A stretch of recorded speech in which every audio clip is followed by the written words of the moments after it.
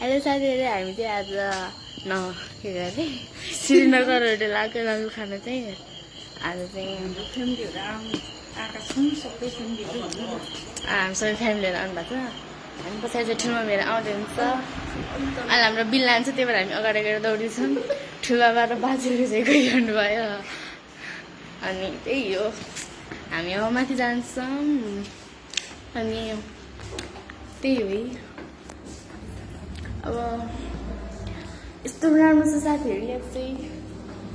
भन्नु मिल्दैन हामी नै राम्रै भएर नाच्नु न हजुर मेरो कस्तो